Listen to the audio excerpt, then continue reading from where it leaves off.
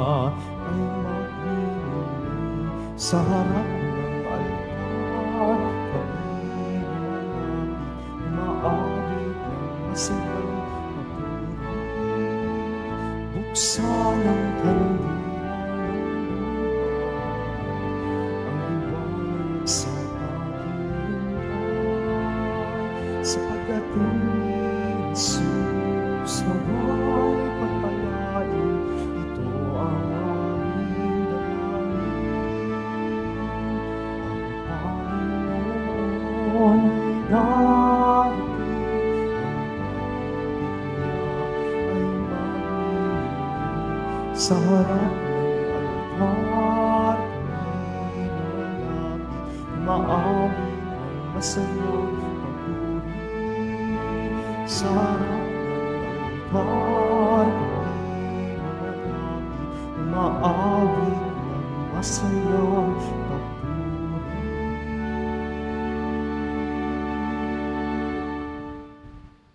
Sa ngalan ng Ama, at ng Anak, at ng Espiritu Santo, Amen. ang pagpapala ng ating Panginoong Kristo, ang pag-ibig ng Diyos Ama, at ang pagkakaisa ng Espiritu Santo naway sumainyong lahat. At sumayuri. Mga kapatid, ngayon 24 ng Disyembre, habang tayo nag-antay sa ating alaala sa Pasko ng pagsilang ng ating manunubos, atin pong isama ngayon ang ating mga intensyon sa pasalamat sa ating pong Jesus Nazareno. Isama rin natin ang ating intensyon para sa araw ngayon. Ang inyong mga intensyon kay narito sa loob at sa labas ng Basilica Minor at Pambansang Nabana ni Jesus Nazareno. Ang mga intensyon ng mga nakiisa sa atin sa pangitan ng live streaming through Facebook Live, YouTube, X, Instagram, TikTok at iba pang social media dito sa ating bansa at iba't ibang dako ng mundo.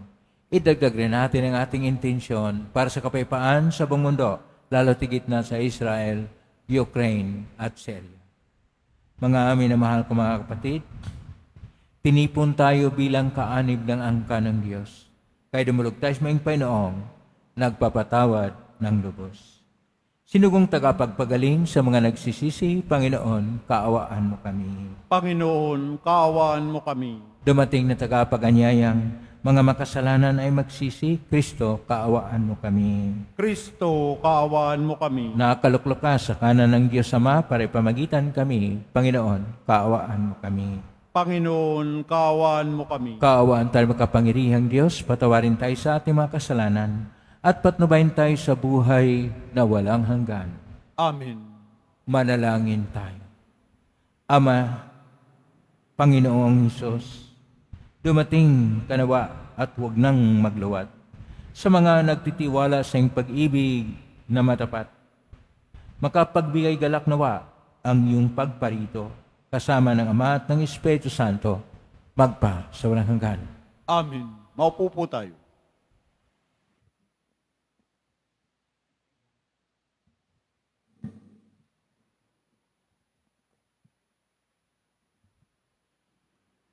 Pagbasa mula sa ikalawang aklat ni Samuel. Si David ay panatag ng nakatira sa kanyang bahay. Sa tulong ng Panginoon, hindi na siya ginambala ng kanyang mga kaaway. Tinawag niya si Nathan at sinabi, "Nakikita mong nakatira ako sa tahanang sedro. Ngunit ang kaba ng tipan ay sa tolda lamang." Sumagot si Nathan, "Isagawa mo ang iyong iniisip, sapagkat ang Panginoon ay sumasa iyo." Ngunit ng gabing iyo'y, sinabi ng Panginoon kay Nathan, "Ganito ang sabihin mo kay David, ipagtatayo mo ba ako ng tahanan?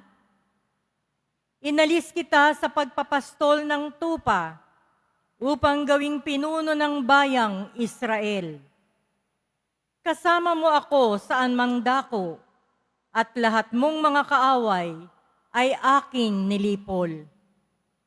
Gagawin kong dakila ang iyong pangalan, tulad ng mga dakilang tao sa daigdig. Bibigyan ko ang Israel ng kanyang lupa at doon ko patitirahin.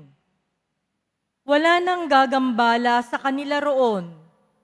Wala nang aalipin sa kanila tulad noong una, buhat nang maglagay ako ng hukom nila.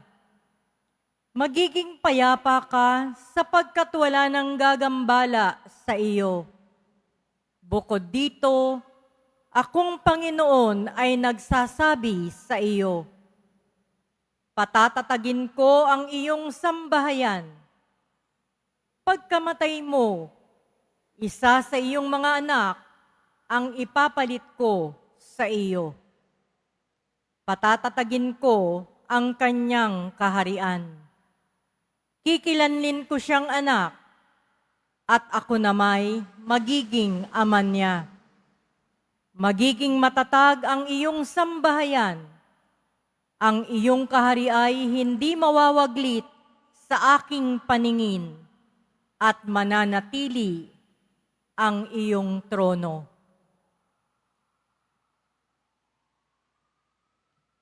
Ang salita ng Diyos. Salamat sa Diyos.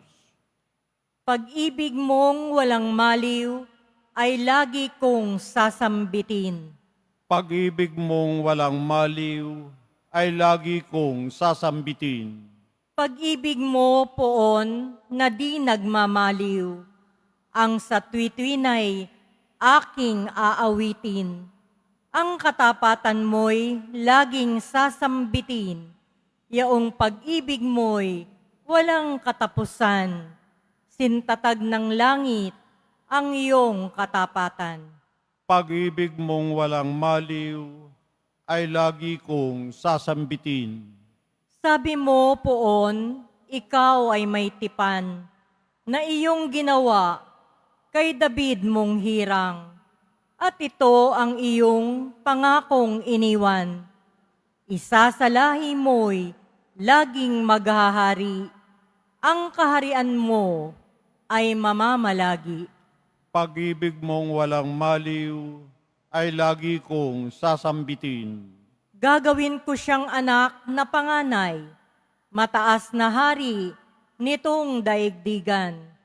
Laging maghahari ang isa niyang angkan, sintatag ng langit, yaong kaharian. Pag-ibig mong walang maliw ay lagi kong sasambitin. Tumayo po tayo.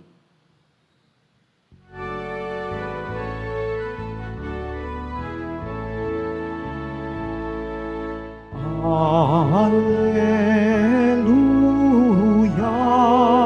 Alleluia, Alleluia,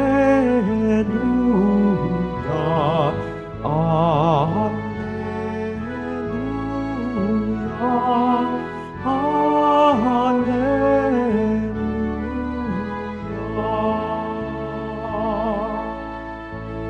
Sinag ng bukang diwayway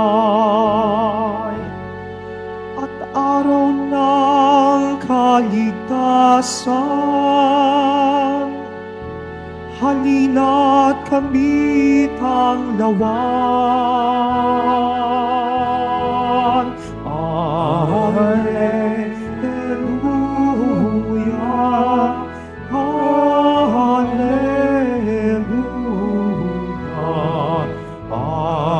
Alleluia.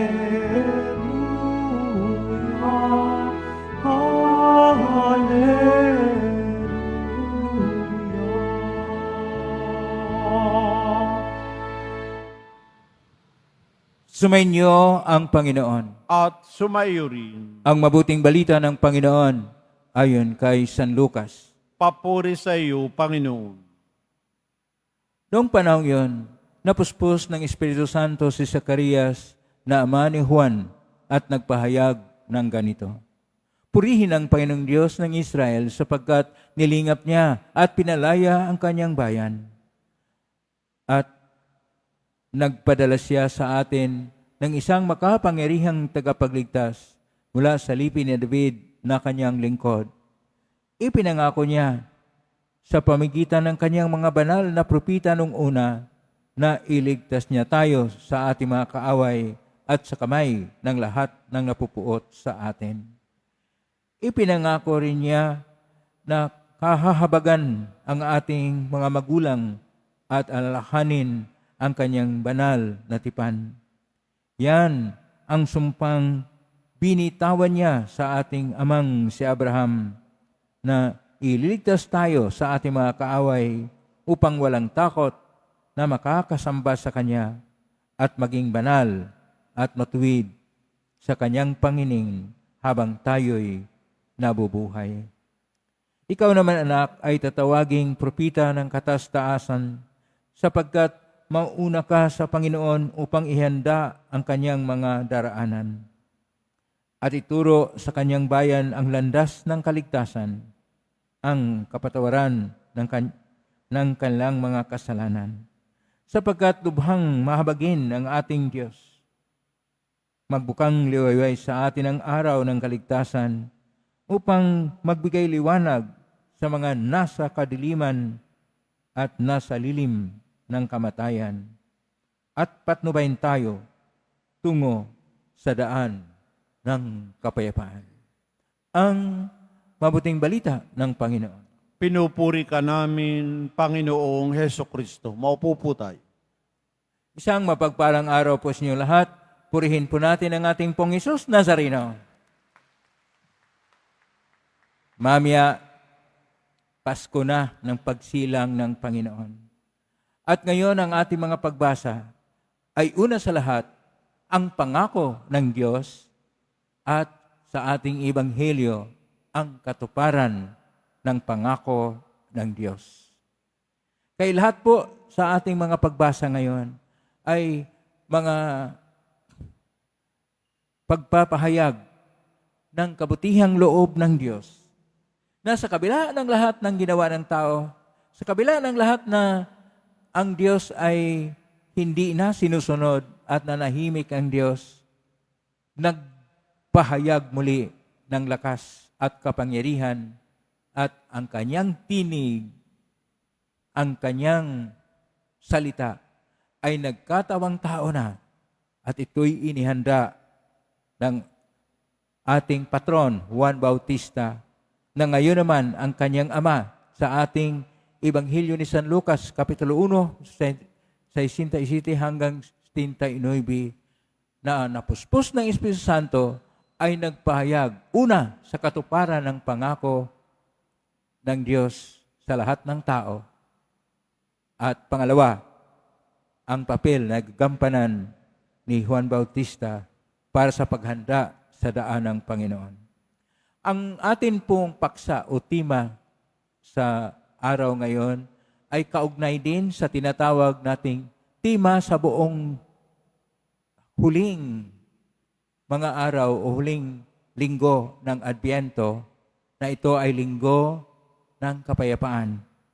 At magkaroon ng kapayapaan, una sa lahat, may pangako na ang Diyos. Pangalawa, ang pangako ng Diyos ay matutupad na kaya magkaroon ng tunay na kapayapaan. Sa salitang Hebreo, dahil ang nakasulat po ang ating mga pagbasa sa lumang tipan sa Hebreo, ang katuparan ng pangako ay tinatawag nilang mimos habitakha. Mimos habitakha. Na ibig sabihin, ang pangako ay matutupad na. Pero ang ating Ebanghelyo ngayon ni San Lucas, Kapitulo 1, City at sumusunod, ay nakasulat sa Koinoko na Grigo. Sa Koinoko na Grigo, yung katuparan ng pangako ay sinasabi, explerus ito ipos cases, na nasali naman sa Latin, impletio promesi, ang katuparan ng pangako. Alam mo kasi sa tao, mayroon tayong mga panahon na tayo'y mangangako.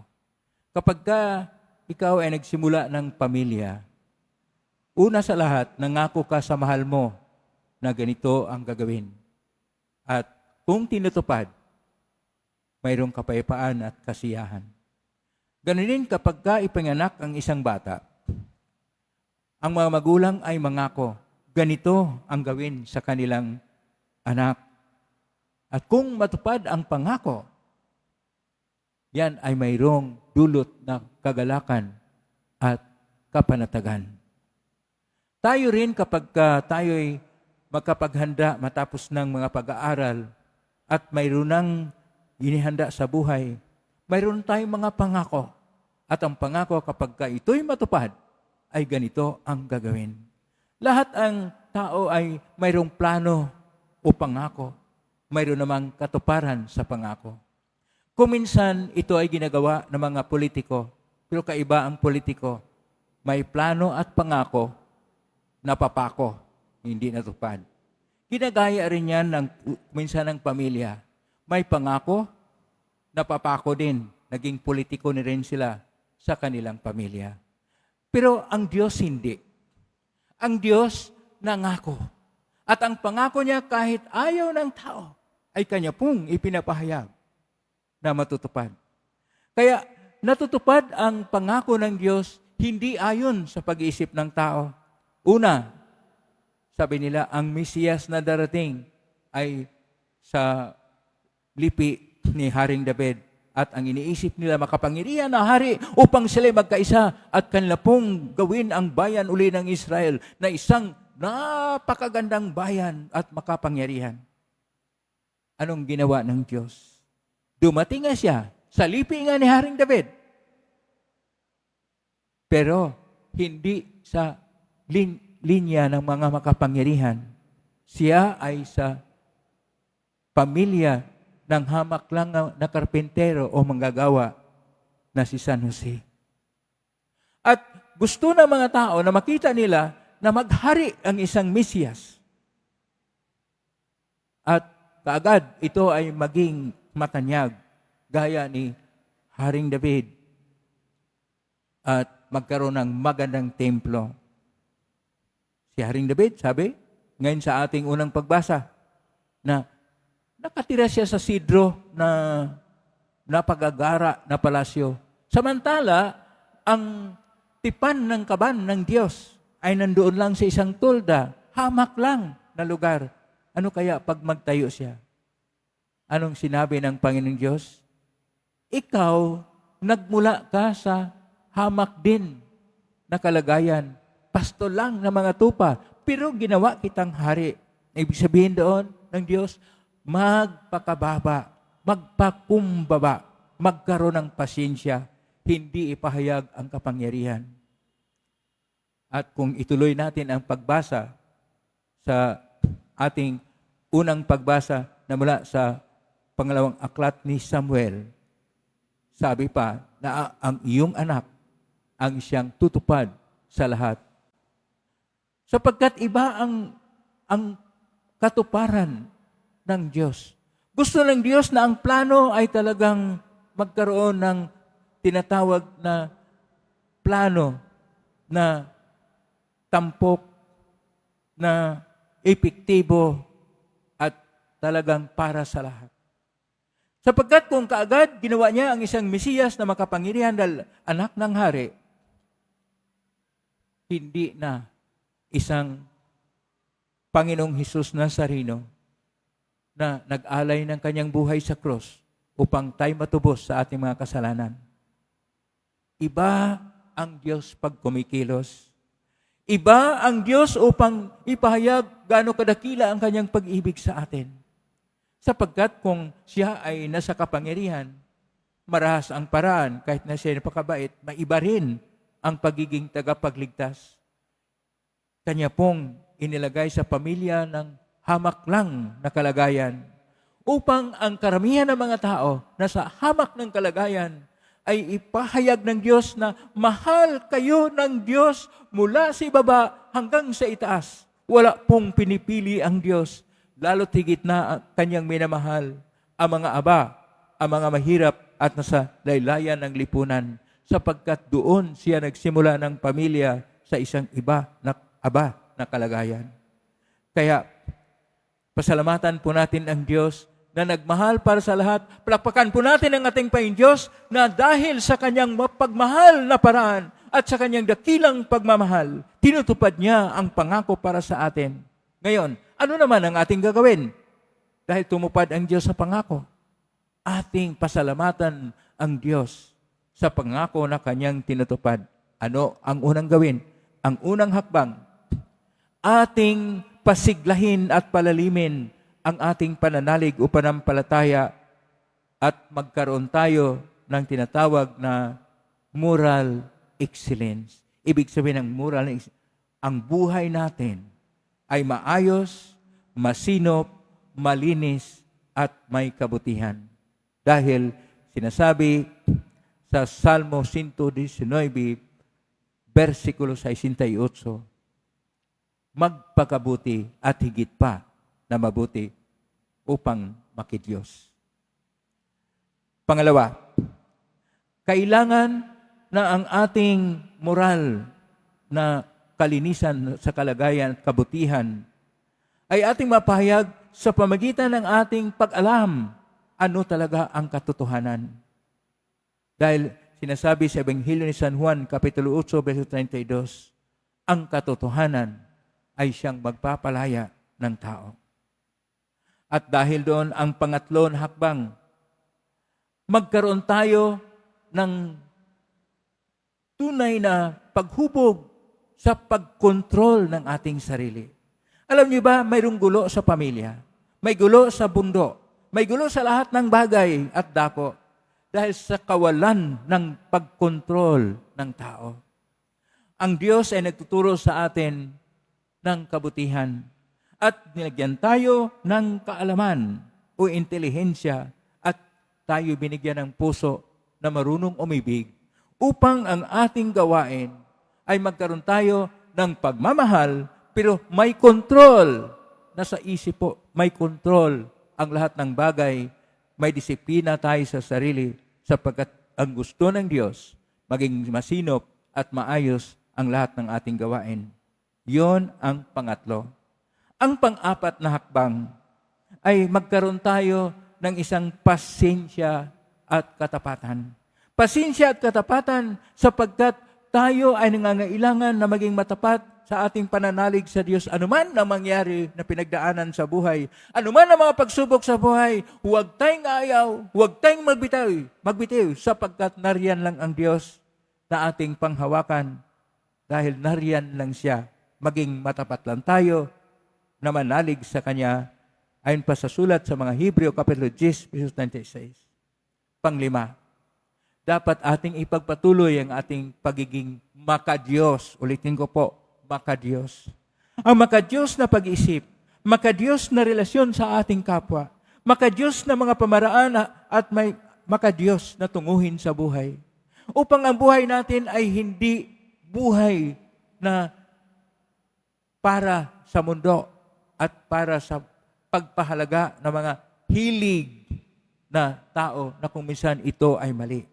Kailangan makadiyos ang ating paningin, makadiyos ang paraan, makadiyos ang lahat ng plano sa buhay upang tayo ay magpahayag ng ating kabutihan na iyon ang ikagagalak ng Diyos ayon pa sa Proverbs chapter 21, verse 3.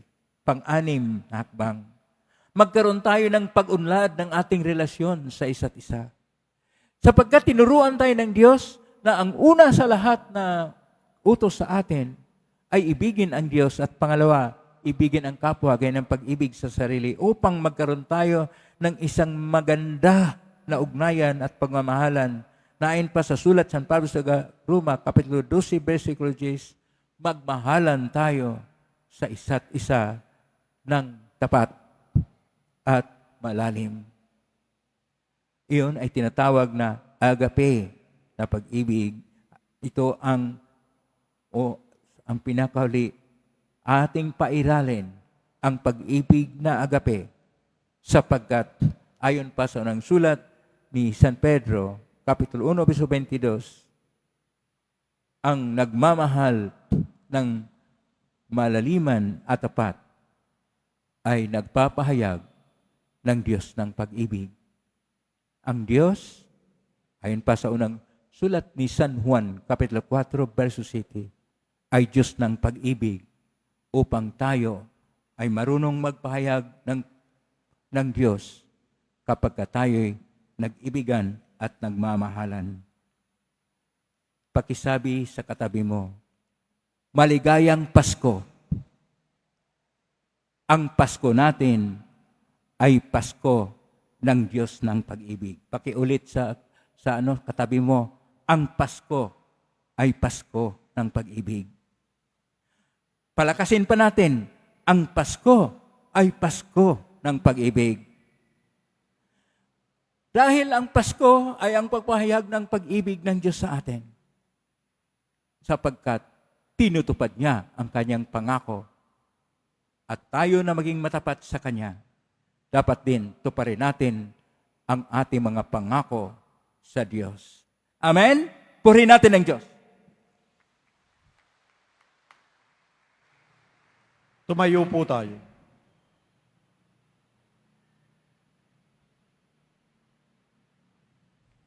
Minamahal ko mga kapatid, pinasasalamatan ni Zacarias ang Diyos dahil sa pagiging tapat nito sa pangako.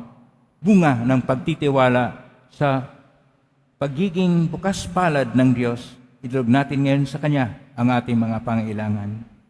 Halina, Panginoon, at pagpalain kami. Halina, Panginoon, at pagpalain kami. Tayo naway matutong magpatawad sa isa't isa sa kabila ng ating nadaramang hinanakit at pagdurusa. Manalangin tayo.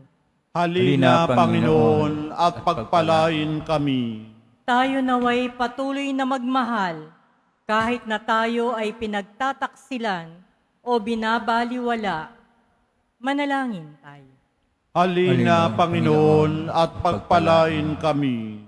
Tayo naway higit na gumawa ng kabutihan kahit na tayo ay inaalipusta at hindi inuunawa. Manalangin tayo. Halina, Panginoon, at pagpalain kami.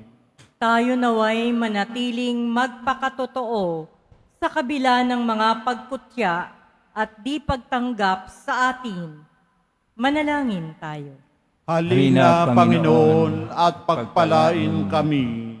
Ang mga mahal natin sa buhay na namayapa ay makapasok nawa sa ipinangakong kahariang walang hanggan. Manalangin tayo. Halina, Panginoon, at pagpalain kami. Sa tahimik, idulog natin sa Panginoon ang ating mga sariling kahilingan. Panginoong mahabagin at mapagmahal, tulungan mo kaming maging malakas at matiyaga sa gitna ng mga kahirapan. Nawa ay huwag kaming mawalan ng pag-asa sa katuparan ng iyong pangako. Hiling namin ito, magitan ni Kristong aming Panginoon. Amen. Maupo po tayo.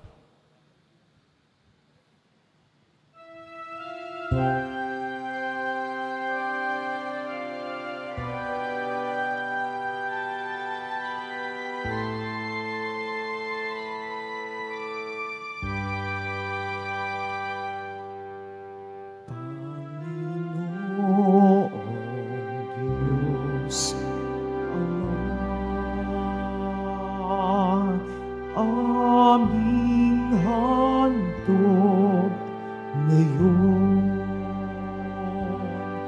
ang alak at kinapay, dala sa altar mo, pati puso namin isip.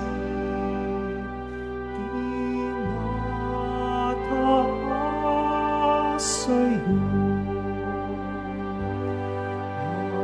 habang naghihintay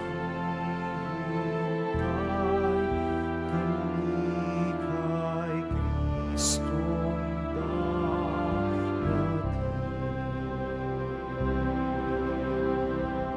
Tumayo po tayo. Manalangin kayo kapatid upang paghain natin ay kalugdan ng Diyos amang makapangyarihan. Tanggapin nawa ng Panginoon itong paghahain sa iyong mga kamay, sa kapurihan niya at karangalan, sa ating kapakinabangan, at sa buong sambayan na niyang banal. Ama naming lumikha, ang mga alay namin ay iyong tanggapin upang ang paghahain sa ikapagpapatawad ng mga kasalanan ay mapakinabangan namin. Paginapatin nawa ito na aming panabikan ang pagdating ng anak ng may dalisay na kalooban sa pagitan niya kasama ng Espiritu Santo magpa sa walang hanggan. Amen. Sumainyo ang Panginoon. At sumayo rin. Itaas sa Diyos ang inyong puso at diwa. Itinaas na namin sa Panginoon. Pasalamatan natin ang Panginoong ating Diyos. Marapat na siya ay pasalamatan. Ama namin kapanintunay marapat ni kay aming pasalamatan sa pamitan ni Kristo na aming Panginoon.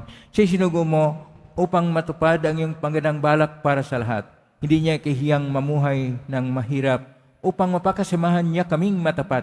Siya ay naging hindi na iba sa amin upang maitampok niya kami sa iyong piling. Sa kanyang lantarang muling pagdating, ang pagkisama niya ay puspusang magniningning at ang pangako niyang kapanapanabik ay nasahan naming lubos na makakamit. Kaya isa namang siawit ng papuris yung pay sa kalangitan, kami nagbunyi sa kadakilaan. Santo, Santo, Santo, Panginoong Diyos ng mga napupuno ang langit at lupa ng kadakilaan mo, o sana sa kaitaasan. Pinagpalang na paririto sa ngalan ng Panginoon, o sana sa kaitaasan. Lumuhod po tayo. Ama naming banal, ikaw ang bukal ng tanang kabanalan, kaya sumitan ng Espiritu ng banal, makalob na ito pang para sa amin, maging katawan at dugo ng aming Panginoong Kristo. Bago niya pinagtiisan ko sang loob na maging handog, hinawakan niya ang tinapay, pinasalamatan kanya, pinaghati-hati niya yon, iniabot sa kanyang malagad at sinabi, tanggapin ninyong lahat ito at kanin. Ito ang aking katawan na ihandog para sa inyo.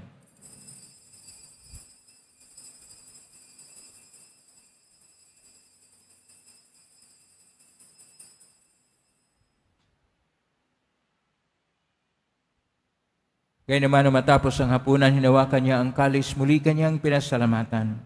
Inabot niya ang kalis sa kanyang malagad at sinabi, tanggapin ninyong lahat ito at inumin. Ito ang kalis ng aking dugo, ng bago at walang gangtipan. Ang aking dugo na ibubuhos para sa inyo at para sa lahat sa pagpapatawad ng mga kasalanan. Gawin niyo ito sa pag-alala sa akin.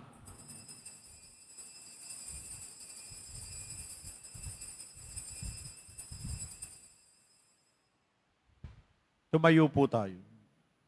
Ang misteryo ng pananampalataya.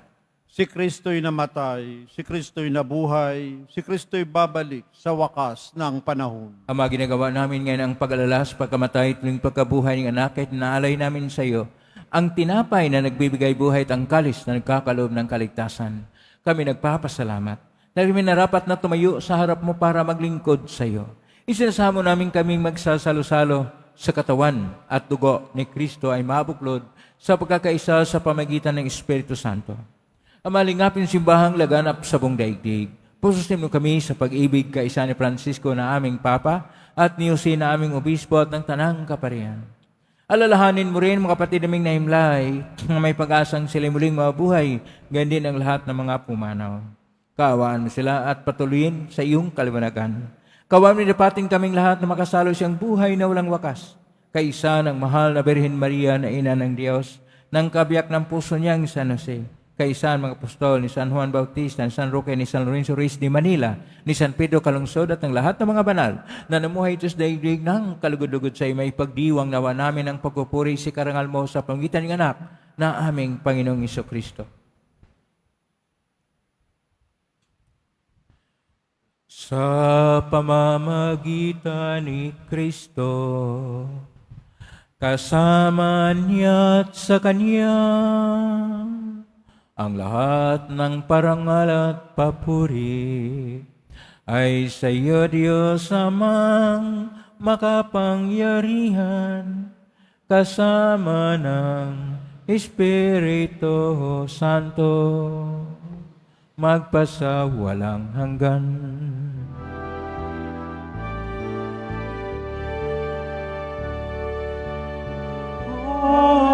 Amen, Amen.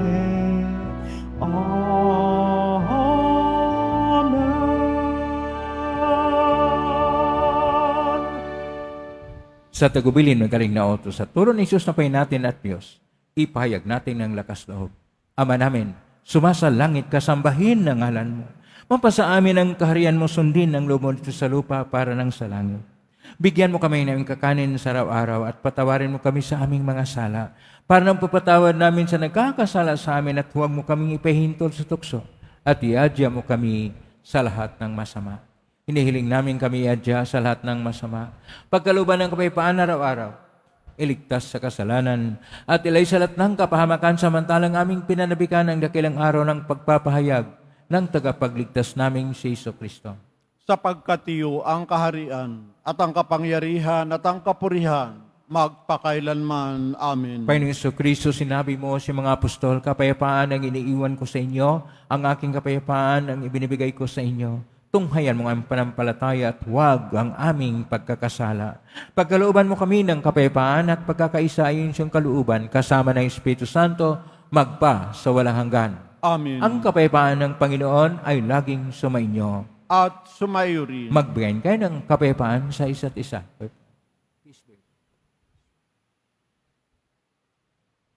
Kordero ng Diyos na nag-aalis ng mga kasalanan ng sanlibutan, maawa ka sa amin.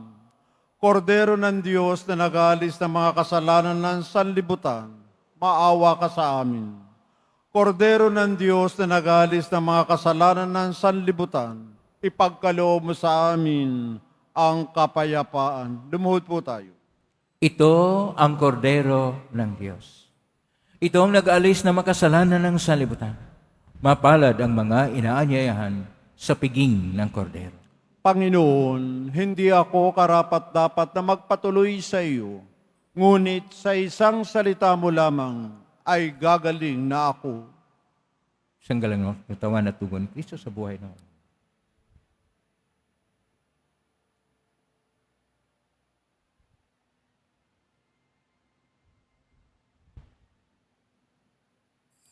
Para sa lahat ng tatanggap ng banal na komunyon, sasagot po tayo ng amen pagkasabi ng pari o lay minister ng katawan ni Kristo at isubo agad sa bibig bago umalis sa harapan ng pari o lay minister. Sumunod po tayo.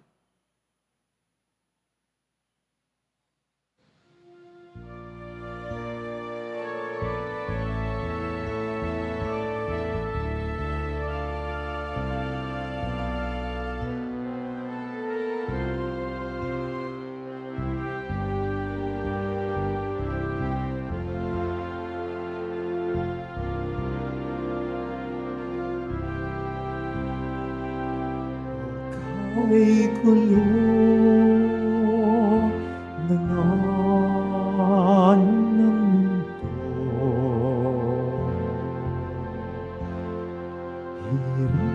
Hirap sa kuna at lungkot.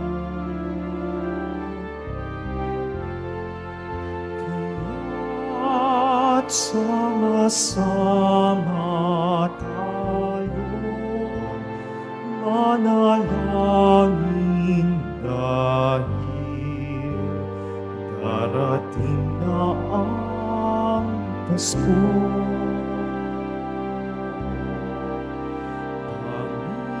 Panginoon, halina at tumarito ka sa gilid mong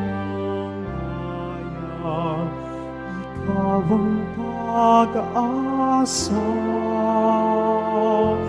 gabay ng mga mahirap.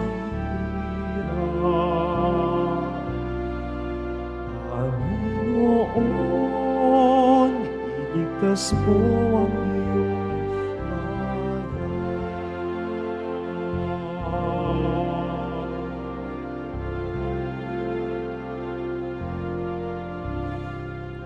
at kay saya dapat ng Pasko.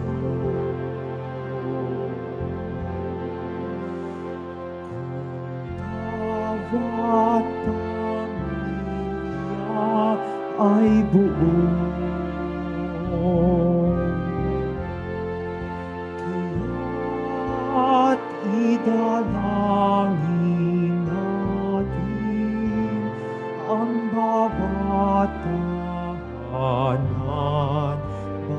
sumapit ang Pasko. Panginoon na halina at tumarito ka.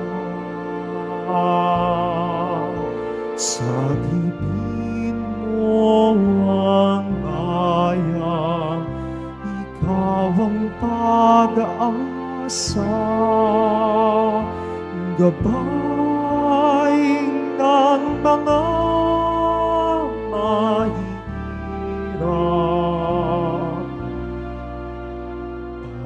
Panginoon,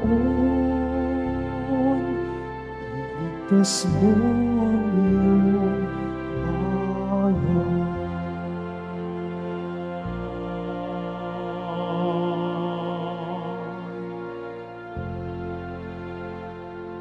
Announcement.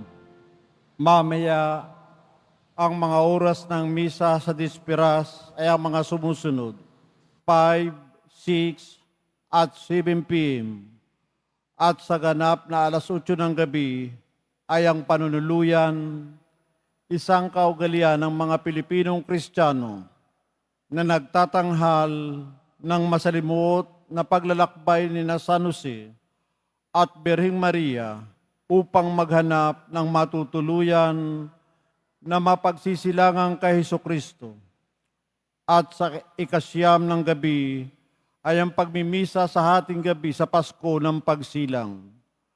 Sa araw ng Pasko, December 25, ang schedule ng mga misa ay katulad ng sa linggo. Inaanyayahan po ang lahat sa ating mga pagdiriwang. Mga kadiboto, mabibili pa rin po sa ating Paris Finansupis ang Nazareno Images, Nazareno Medallion, at ang Nazarene Novena and Prayer Booklet in English or Tagalog. Pagkatapos ng misa, wiwisikan po ang lahat ng banal na tubig. Pinakikiusapan ng lahat na manatili lamang muna sa inyong mga lugar, sa Quezon Boulevard o sa Plaza San Juan, ang labasan ng lahat. Sumunod po tayo. Maraming salamat po sa inyong pagdalaw at pagsisimba sa Basilica Minor at Pambansang Dambana na Jesus Nazareno. Tumayo po tayo. Manalangin tayo, Ama naming mapagmahal, ngayong aming pinagsaluhan ang iyong piging na banal. Amin nawang pakinabangan ang walang kupas na bigay ng walang malayo na pagsilang ng anak mong aming ipinagdiriwang. Sa pangitan niya kasama ng Espiritu Santo, magpa sa walang hanggan. Amen. Maraming salamat po sa inyong pagdalaw sa tahanan ng ating pong Isus Nazareno. Kay mga narito, kami naugnay sa iba't ibang social media platform na napuspusting sa iba't ibang paraan. Naway ang inyong panalangin ay dinggin ng pong Isus Nazareno. Salamat po sa lahat nagbigay ng tulong at donasyon sa Quiapo Church na pagpapahayag ninyo sa inyong pagmamahal sa pong Isus Nazareno upang matulungan po natin ang kapwa natin manangailangan. Salamat po sa inyong tulong, pagpalain kayo ng Panginoong Diyos. Salamat po sa lahat ng mga naglilingkod ngayon na sa inyong paglilingkod ay hindi po alintana ang lahat ng mga balakid at suliranin dahil mahal ninyo ang pong Isus Nazareno. Pagpalain nawa kayo ng pong Isus Nazareno. Palakpakan po natin lahat ng naglilingkod, lahat ng narito, lahat ng naugnay sa atin, lahat ng tumutulong sa atin. Naway ang Diyos ay magpapala sa inyo ng biyayang siksik, liglig, at nag-uumapaw. Katuparan ng pangako. Dapat matapat tayo sa ating mga pangako at tuparin natin ang ipinangako natin sapagkat ang Diyos ay matapat. Dapat din matapat tayo sa ating mga pangako. Ngayon po ang pagbasbas. Mangyari po lamang itaas bagya, mga ibagay na basbasan. Sumainyo ang Panginoon. At sumayuri. Mahal na pong Isus Nazareno, inihag mo sa pagitan ng cross ang walang malayo na pag-ibig ng Diyos sa sangkatauhan. Pakinggan mong kilingan lalo na para sa mga nangailangan at ng iyong tulong at awa. Makamtan nawa namin ang iyong kasagutan na may utang na loob na tinatanaw. Basbasan niyo po ninyo itong mga imahin at dasalan upang lalo kaming manalangin at magtiwala. Sa pangitan ng benisyon nito, naway lalo kaming maging mapaglingkod, masunurin at tapat sa iyo na aming malulhating Panginoon, magpa sa walang hanggan. Amen. Pagpalain kayo makapangyarihang Diyos, Ama at Anak at Espiritu Santo. Amen. Kumain kayong taglay ang kapayapaan, pag-ibig at pag-asa ng poong Jesus Nazareno. Salamat sa Diyos. Merry Christmas po sa inyong lahat.